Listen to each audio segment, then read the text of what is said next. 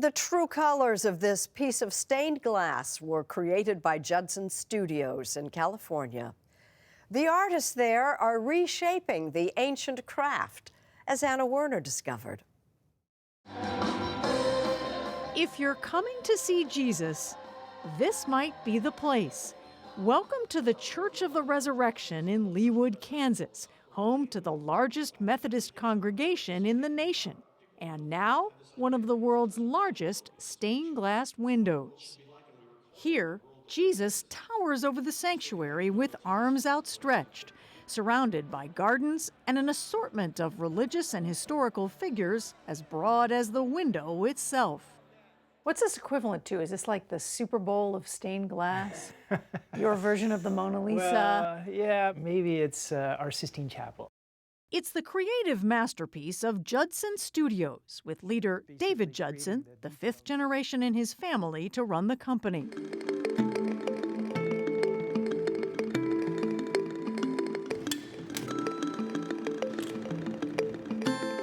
You got a big job ahead of you here. Their stained glass studio in Pasadena, California has been in constant operation for 120 years, with a reputation that echoes the spirit of legendary stained glass artists like John Lafarge in the 1800s and Louis Comfort Tiffany, which actually makes for some discomfort for Judson. We've been called the Tiffany of the West. I said, no. You don't want to be called the Tiffany of the West? Tiffany of the West, no, because I think what Tiffany did was great, but he represents something that we're not. And so I hope that they will know us as Judson Studios and that we'll be able to carry our own legacy. Which is why Judson developed cutting-edge techniques that are bringing designers to their door. People looking for pieces that are far more modern than the old Victorian-style patterns.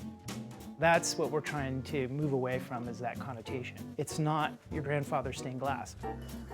Like Roman Alonzo with Los Angeles design firm Commune, who says of stained glass, there's a little bit of a bad rap that comes with it. A bad rap? Yeah, because people do think of Victorian, people do think of Gothic, and people do think of heavy, and they think of old.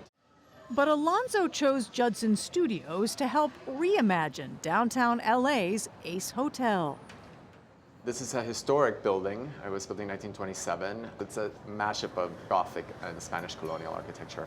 So we wanted to bring different styles into the picture and create our own mashup. To add an up-to-date look while keeping to the hotel's Gothic tone, the studio created these modernist blue and gold panels. You get a lot more out of this than you would with, say, plain glass, traditional window. Absolutely. I mean, you want a separation from the street, but you still want transparency. And glass can give you that.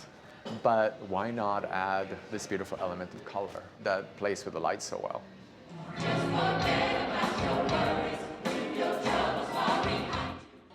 But it's back at the Church of the Resurrection that David Judson really showed his devotion to his craft with this revelation in glass.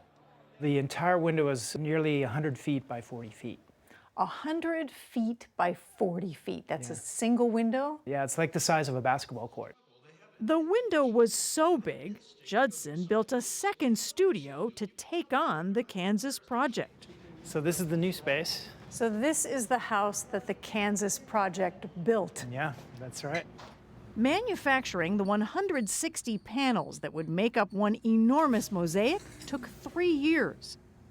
Along the way, they developed new techniques, including the use of powdered glass, which they say creates a sense of movement. The project wasn't quick or cheap. The window cost $3.4 million. But churchgoers say for them, the payoff has been profound. When you go in, you feel God's presence and the Holy Spirit. And I think it is mainly because of the stained glass window. It's awesome. It really is awesome. It tells the whole history of our Christian religion. In his creations, David Judson is giving new life to an ancient craft. The death knell has been played several times for stained glass, and it's not going away. It's something that I think people will always have a desire for.